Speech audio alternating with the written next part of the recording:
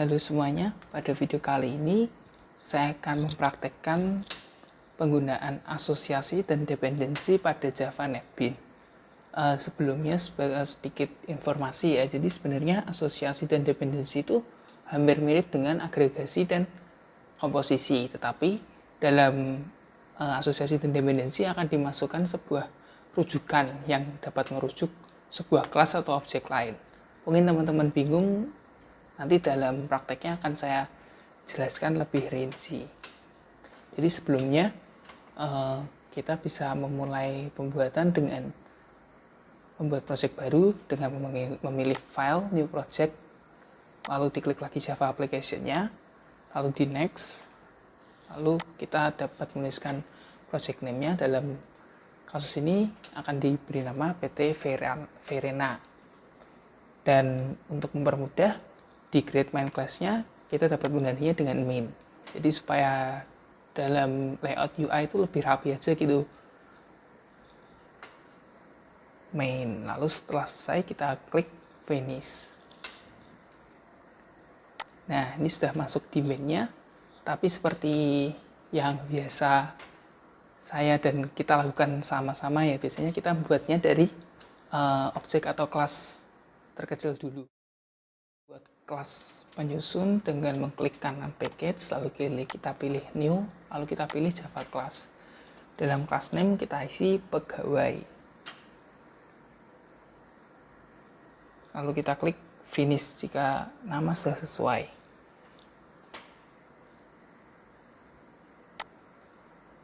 Sekarang kita sudah masuk ke kelas pegawai. Lalu langkah pertama yang kita lakukan setelah kita masuk ke kelas pegawai ini adalah kita men-set variabel-variabel yang akan digunakan di kelas ini. Dalam kasus ini, sesuai demo yang teman-teman juga bisa lihat, kita akan men-setnya dengan private. Kenapa sih private? Karena private adalah variabel yang digunakan khusus untuk kelas ini saja dan tidak digunakan di kelas lainnya.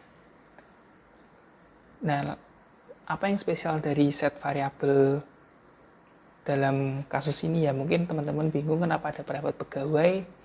Private pegawai itu digunakan karena kita ini ingin men-set sebuah gelar yang didapat pegawai. Jadi pegawai itu hanya ada gelar direktur, manajer, dan supervisor saja, bukan sebuah inputan yang random gitu. Itu kenapa kita sudah men-set gelarnya dari awal. Lalu setelah kita selesai set variabel, kita membuat konstruktor kosong, lalu kita membuat konstruktor yang ada isinya. Ada dua cara ya teman-teman, bisa ketik manual atau sebenarnya bisa pakai ALT insert. Dan sekali lagi di sini kita men-set sebuah objek di dalam konstruktor, dalam kelas. Gunanya apa? Sebenarnya untuk mempermudah di main aja, karena kita akan men-set objek yang terbatas ya. Lalu di situ kita juga men-setnya objek yang merupakan variabel tadi kita set null supaya memberikan gambaran bahwa objek yang ada itu masih kosong dan perlu diinput. Lalu setelah kita selesai konstruktor, kita membuat set and getter, dan yang di set dan di get hanya nama, jabatan, dan gaji saja. Variabel objek yang merupakan variabel tadi tak perlu di set. Nah, lalu kita masuk ke metode yang bernama asosiasi.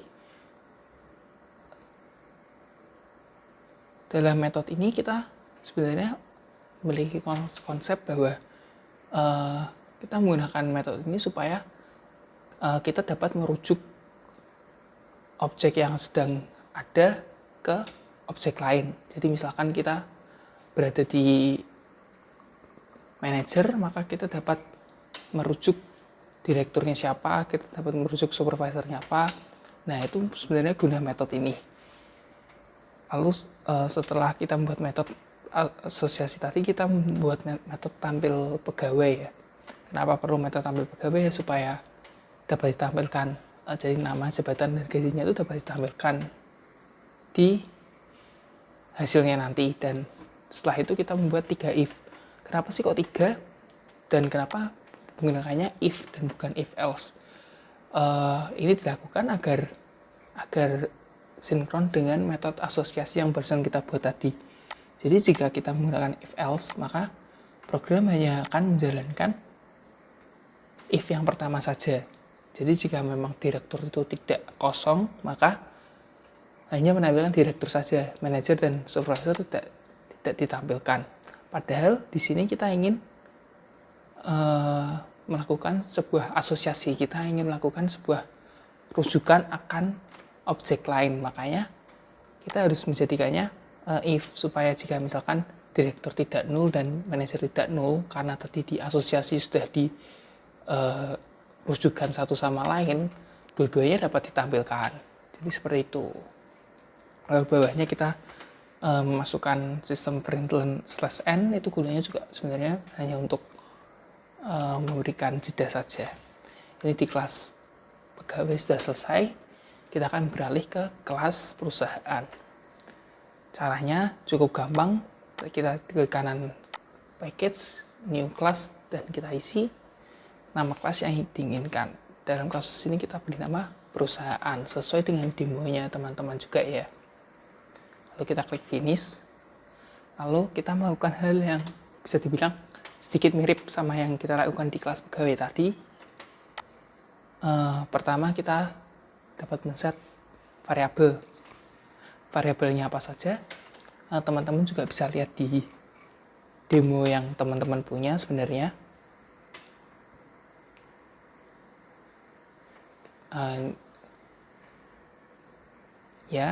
Lalu ada yang spesial lagi juga. Dalam set variabel ini kita membuat array. Makanya ada private pegawai, daftar pegawai, lalu kita buat sebuah kurung ya.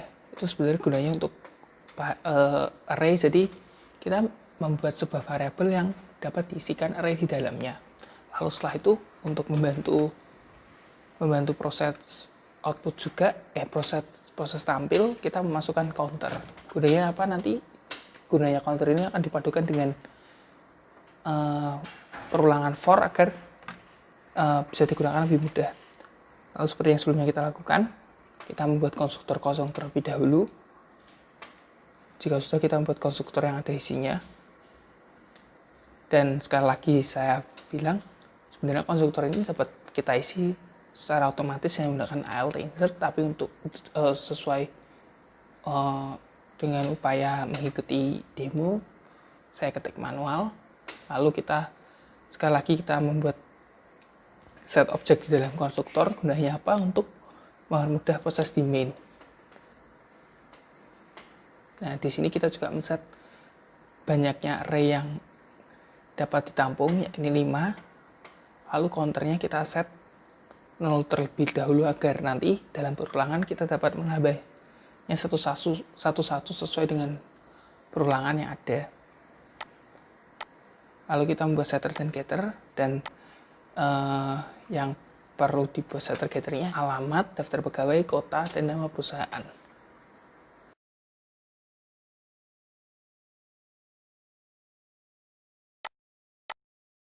Sudah jadi, setter getternya kita dapat melakukannya dengan alt insert. Lalu setelah itu kita membuat metode yang sesuai. Nah, dalam metode ini kita akan membuat metode insert pegawai. Jadi dalam metode ini kita akan memasukkan data pegawai ke dalam array pegawai yang sudah dibuat tadi. Nah, dalam proses pemasukan data pegawai tadi, agar data dapat masuk ke array lain selain array awal, maka diperlukan sebuah variabel yang dapat bertambah satu demi satu secara otomatis, dan variabel itu adalah counter tadi. Jadi jika sintaksnya sudah selesai, dapat dilihat jika proses get daftar pegawai akan dilaksanakan dan counter tadi akan menjadi array yang ada. Setelah proses itu dilaksanakan, maka counter akan bertambah 1, dan proses ini akan terus dilaksanakan sampai daftar array terpenuhi, yakni 5 yang tadi sebelumnya sudah di set. Setelah metode insert pegawai selesai, kita akan membuat metode tampil. Jadi metode tampil ini digunakan untuk menampilkan data yang ada. Jadi seperti biasa, kita akan menampilkan nama perusahaan, alamat, lalu kita akan menampilkan juga kota tempat perusahaan berada. Nah, untuk mempermudah tampilnya array pegawai, kita membutuhkan sebuah perulangan yang sesuai. Jadi, secara singkat adalah kita melakukan perulangan yang jumlah perulangannya itu sama dengan counter atau daftar pegawai yang ada. Jadi setiap perulangan itu terjadi, maka akan menampilkan data pegawai yang sesuai dengan array yang ada. Jadi simpelnya seperti itu, teman-teman. Dan ini sintaksnya. Kita dari daftar pegawai, jadi kita dapat array keberapa, lalu kita kombinasikan dengan metode tampil pegawai. Ini metode yang tadi dari kelas pegawai.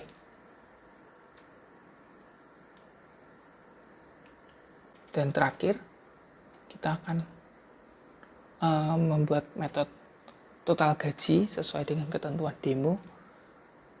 Lalu dalam kasus ini akan digunakan tipe balikan double, bukan void. Jadi dalam prakteknya perlu digunakan return untuk mengembalikan hasil yang ada.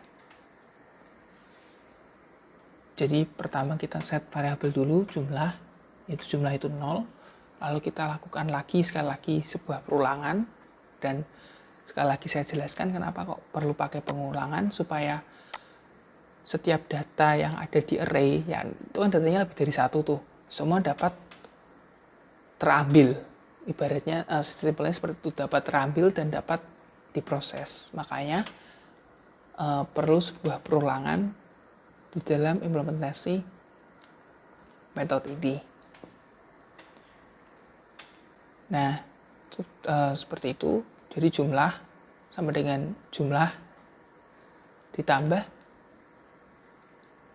array di mana pegawai yang bersangkutan ada dan diambil gajinya. Dan karena ini dalam perulangan, maka ini akan terus dan menerus terulang sampai semua data pegawai terjumlahkan. Nah, kelas perusahaan juga sudah selesai, dan sekarang kita akan masuk ke dalam kelas main. Dalam kelas main sebenarnya cukup simple. Dalam demo kali ini kita hanya perlu men-set atau mengisi objek-objek yang diperlukan. Pertama kita men-set perusahaannya terlebih dahulu dengan sintaks di atas, dan sesuai dengan demo kita akan isi dengan perusahaan yang terletak di Jalan Mawar, Jogja, dengan nama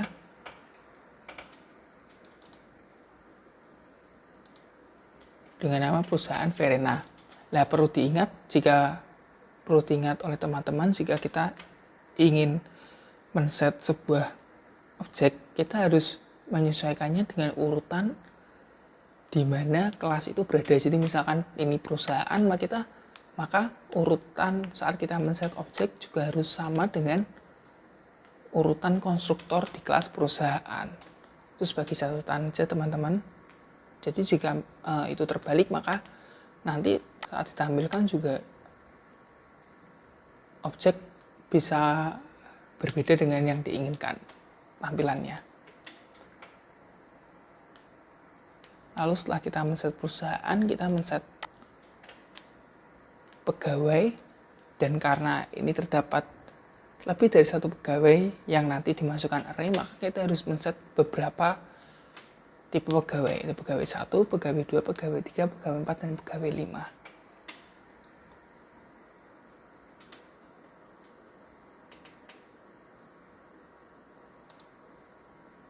Nah, ini misalkan contoh pelan-pelan saat kita men-set pegawai 1, jadi kita pegawai 1 sama dengan new pegawai, lalu kita isi dalam objeknya. Kenapa kita tidak memasukkan dengan cara tradisional, yakni pegawai lalu P1 sama dengan new pegawai, karena sebelumnya di atasnya persis, ini di atasnya terdapat sudah di set terlebih dahulu pegawai 1 itu merupakan bagian dari pegawai, makanya di bawahnya ya perlu memasukkan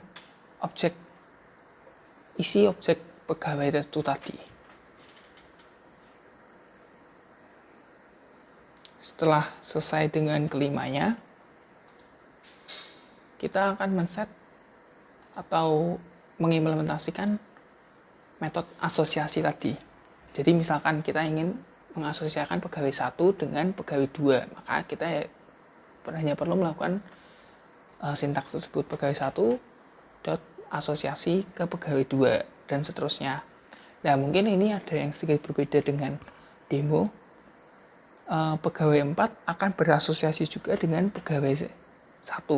Kenapa? Karena dalam konteks ini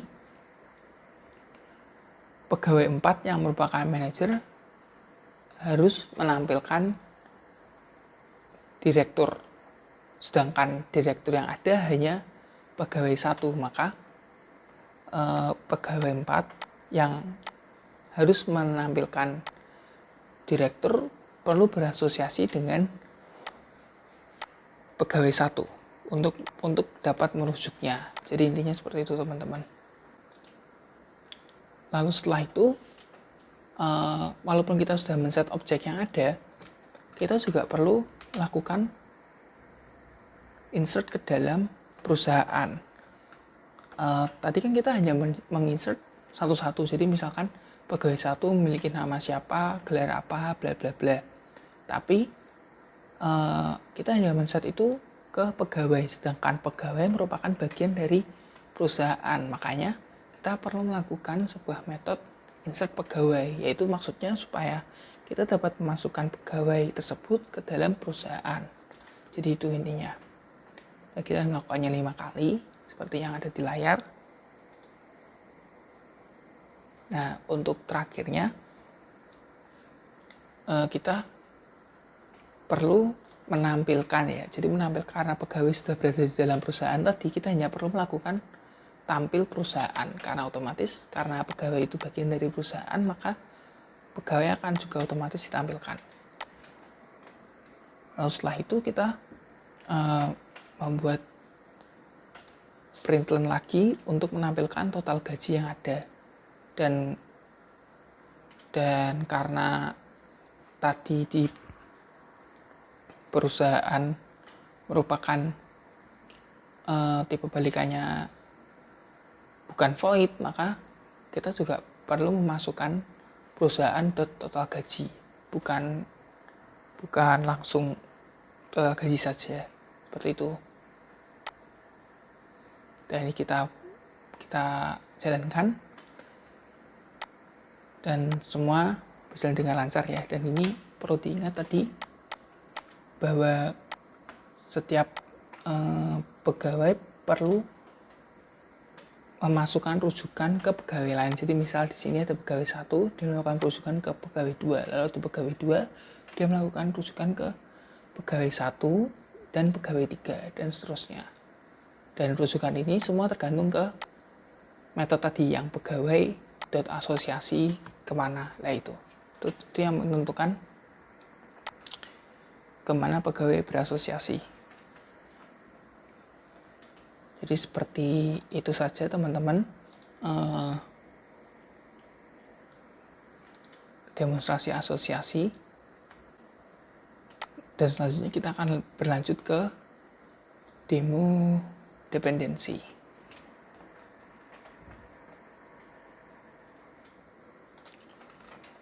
Dan selanjutnya ada dependensi. Dependensi sebenarnya konsepnya adalah sebuah kelas sangat bergantung kepada kelas lain, karena tanpa kelas lain kelas tadi tidak akan dapat berjalan. Konsep simpelnya seperti itu, dan kita akan mulai demonya. Dapat melakukannya dengan hal yang sama, new project, lalu kita isi, klik next, dan lalu kita pilih finish. Setelah itu, setelah kita masuk ke main, kita dapat lakukan penambahan kelas baru dengan cara package yang sama. Package tadi kita klik kanan, lalu kita tambah Java kelas baru. Dan untuk di dependensi ini, kita akan memulainya dengan mobil. Untuk dapat lebih mengerti maksud dari dependensi itu apa. Kenapa? Karena dalam kasus ini, mobil sangat bergantung alias dependensi dengan mesin. Makanya kita akan memulai pembuatannya dengan mobil terlebih dahulu untuk menunjukkan mana sih bagian dependensi itu tadi. Dalam kelas mobil kita seperti biasa kita melakukan set variabel yang diperlukan. Lalu di situ juga ada set sebuah kelas di dalam variabel. Itu sebenarnya fungsinya supaya dapat menggarisbawahi bahwa engine sangat dibutuhkan pada mobil, makanya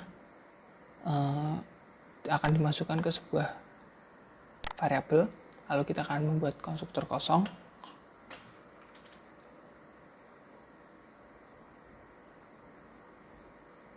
Setelah itu kita masukkan konstruktor yang ada isinya, dan untuk kasus ini kita hanya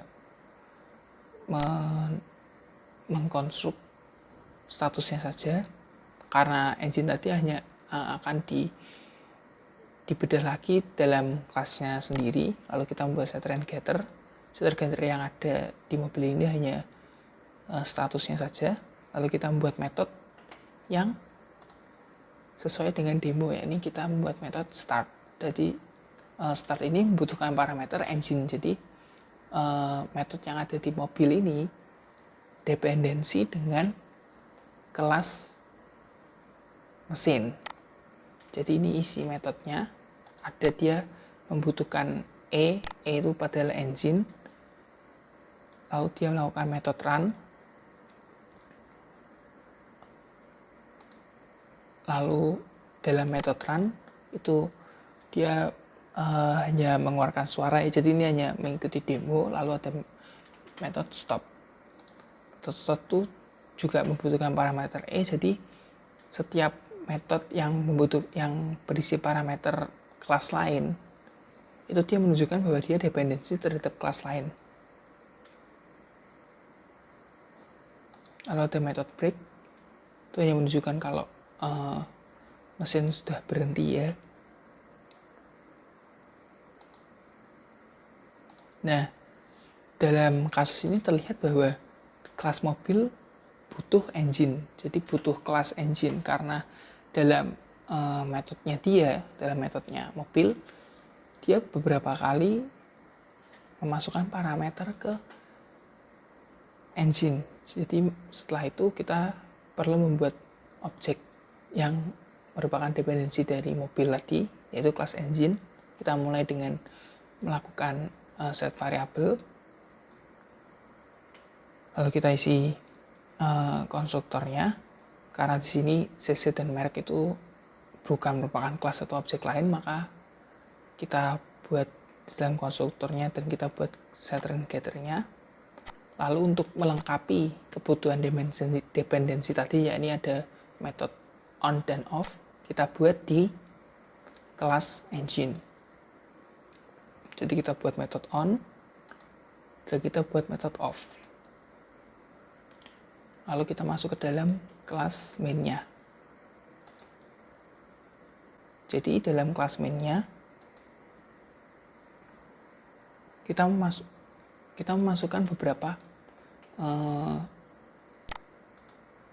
package baru ya. Kita memasukkan beberapa sintaks baru, yakni kita ada Java input output buffer reader, Java input output IO exception, dan Java input stream reader. Ketiga hal ini apa akan saya jelaskan satu persatu. Import Java buffer reader adalah sebuah logika yang mampu membuat Java dapat membaca inputan berupa teks.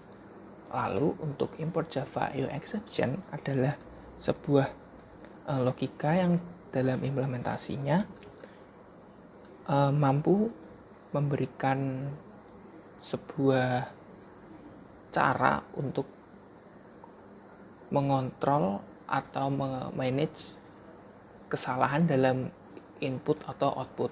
Dan untuk input stream reader hampir sama dengan buffer reader, adalah sebuah jembatan untuk teks yang tadi sudah dibaca dalam buffer reader untuk diubah ke dalam byte agar Java dapat memprosesnya lebih lanjut. Dan ketiga kelas ini yang diimport jika dipergunakan bersamaan biasanya berpengaruh kepada input dan output. Jadi ketiga ini kita praktekkan untuk mengatur berjalannya input dan output dalam program ini. Setelah kita menginput package tadi dalam public static void main-nya, kita masukkan sebuah buffer reader baru. Kita beri nama choice. Nah, penggunaannya seperti ini. Dan buffer reader maupun input stream reader kita gunakan dalam satu line code. Karena sebenarnya dalam implementasinya kedua package ini ya kita pergunakan bersamaan. Karena satu dengan yang lainnya itu saling berkesinambungan. Ini bisa teman-teman lihat buffer reader choice sama dengan new buffer reader. Lalu kita buat new input stream reader yang dia merubah logikanya dari teks menjadi byte. Lalu kita masukkan system in, karena ini akan digunakan untuk membuat kita mampu melakukan sistem input.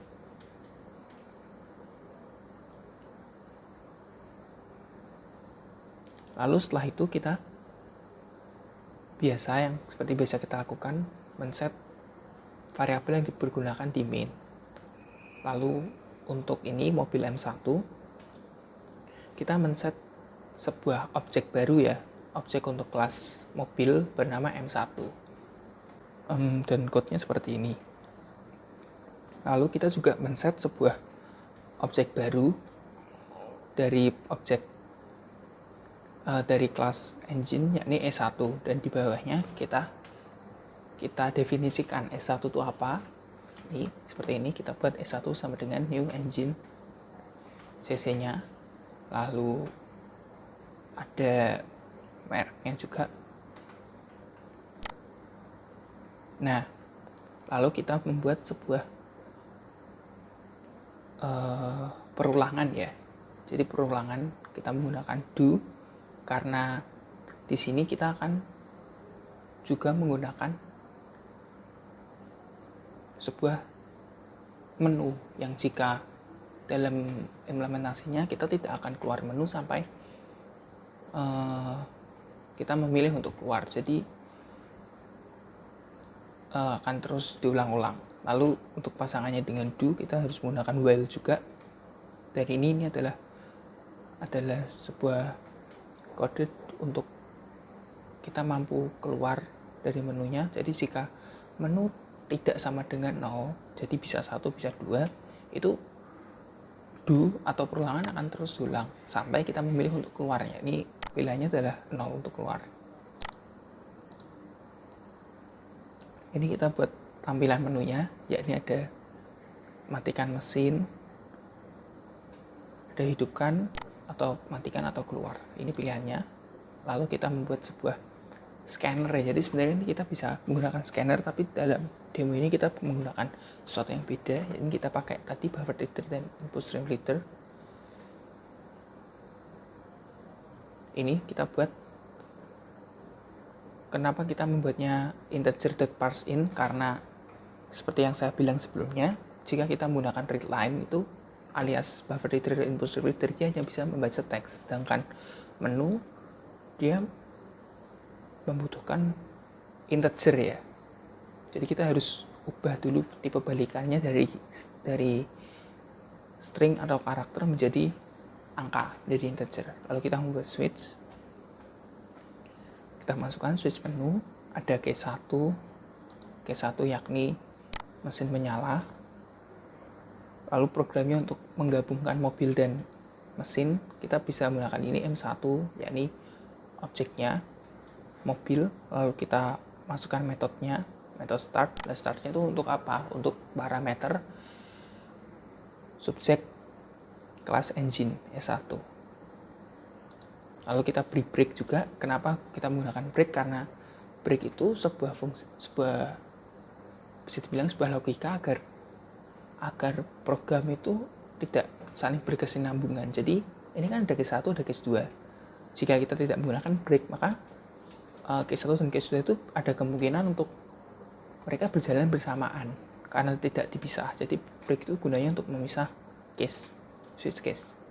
Nah, untuk tambahan, sebenarnya jika teman-teman mengalami sebuah masalah, yakni di bagian salah satu line code-nya ada yang bermasalah, sebenarnya teman-teman bisa menemukan solusinya itu dengan cukup gampang. Jadi warning-nya alias kuning-kuningnya ini teman-teman tuh sebenarnya bisa pencet dan bisa dilihat kalau dalam program saya ini dia kurang sebuah throws. Nah, itu teman-teman sebenarnya cukup gampang, tinggal kita klik warningnya lalu kita tambahkan tuh add throws. Nah, otomatis program akan membenarkan dirinya sendiri. Sudah, ini program sudah selesai dan bisa kita jalankan. Dan ini hasil programnya. Kita bisa menghidupkan, bisa mematikan, dan bisa keluar. Ini dari switch case-nya tadi. Dan program akan terus diulang sampai kita memilih untuk keluar. Nah, jadi begini saja video kali ini. Mungkin sedikit membingungkan. Jika teman-teman punya pertanyaan, bisa langsung tanya ke saya. Dan oke, cukup sekian. Terima kasih, semoga dapat bermanfaat.